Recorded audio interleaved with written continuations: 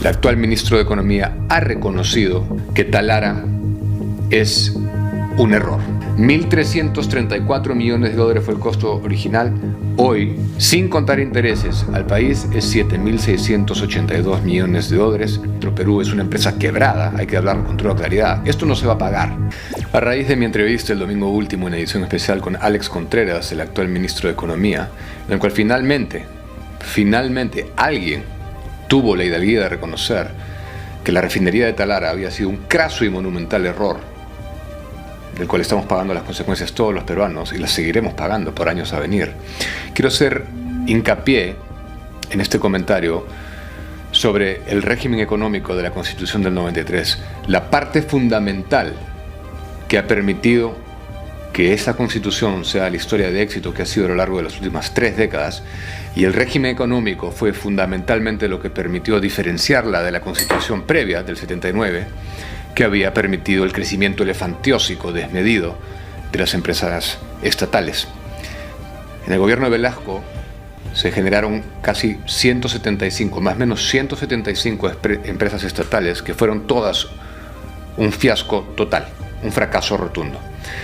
Y quiero hablar de esto porque el artículo 60 nos dice muy claramente: solo autorizado por ley expresa, el Estado puede realizar subsidiariamente actividad empresarial, directa o indirecta, por razón de alto interés público o de manifiesta conveniencia nacional. Pues bien, como les comentaba, el actual ministro de Economía ha reconocido que Talara es un error. Y yo quiero repasar algunas de las cifras que abordamos, porque el costo total ya es de 7.682 de la deuda que significa para el país la refinería de Talara. Escuchen esa cifra, es una cifra astronómica. Estamos hablando de que la última actualización del costo total de la refinería de Talara, el principal, sin contar ningún tipo de interés, desde luego, 5.300 millones para una empresa que el año 2021 dio 106.3 millones de dólares de utilidad neta. Adicional a esto, para llegar a los 7.682 que les estoy leyendo, en poco más de 9 meses, el MEF le ha otorgado poco más de 2.382 millones de dólares.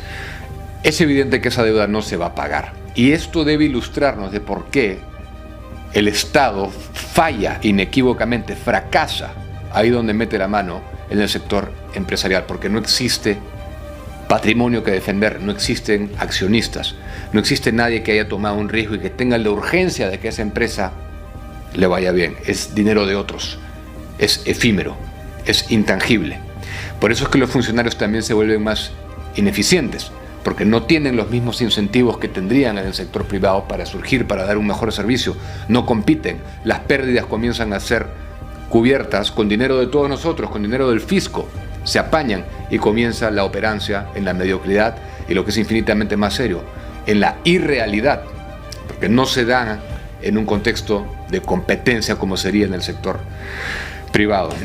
Les hablaba de el gobierno de Velasco. Ese periodo, fundamentalmente el periodo del 68 al 79, dejó como resultado todo el proteccionismo que había, no solamente en las empresas, sino en el contexto que se daba, el proteccionismo que después resultó en una disminución del PBI, la prohibición de importaciones, el control de precios, etcétera, etcétera, ¿no? 19.000 millones de dólares, más o menos 19.000 millones de dólares en pérdidas de todas las empresas estatales que fueron creadas en el gobierno del Velasco en el periodo del año 1968 al año 1979. Adicionalmente, hay que considerar que todo esto, el gasto desmedido del aparato estatal, genera inflación. ¿Quién paga los platos rotos de la inflación? Los más pobres. Entonces tenemos que interiorizar, sobre todo los jóvenes que están por graduarse, que están estudiando, que están en sus primeros trabajos, que aún no han hecho por ahí empresa, tienen que entender, para que no les vendan cuentos, que el Estado es un pésimo empresario y que esa no es una de las razones por las cuales, si ustedes en algún momento se han plegado al grito de nueva constitución, deben apoyar eso. No necesitamos una nueva constitución. ¿Se necesitan enmiendas constitucionales? Seguramente que sí. Todas las constituciones las tienen. Pero no es un tema de nuevas constituciones porque ya tenemos 12. Y si la medición del éxito sea el cambio de constituciones, el Perú debería ser el país más exitoso del mundo.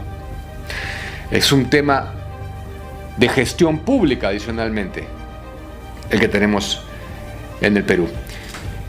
Yo me acuerdo que en la campaña del 2021, cuando entrevisté a Pedro Castillo, él estaba con este discurso también de crear una aerolínea bandera, a lo cual yo le traje a colación el ejemplo de Aeroperú, que terminó quebrada también.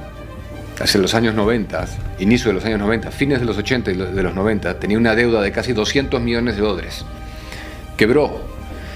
Y fundamentalmente, todo esto que les estoy diciendo se ha vuelto para mí muy relevante a raíz de lo que les dije al inicio de este comentario. El reconocimiento finalmente de un ministro de que Talara ha sido un fallo monumental, una irresponsabilidad total que se inició en el gobierno de Humala.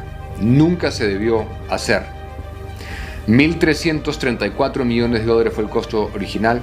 Hoy lo que se debe, lo que está costándole, sin contar intereses, al país es 7.682 millones de dólares, y muy aparte de que está quebrada, porque Petroperú es una empresa quebrada, hay que hablar con toda claridad, esto no se va a pagar, esto lo vamos a apañar de a pocos. Y eso tiene que quedar como ejemplo de que ahí donde mete la mano el Estado en materia empresarial falla.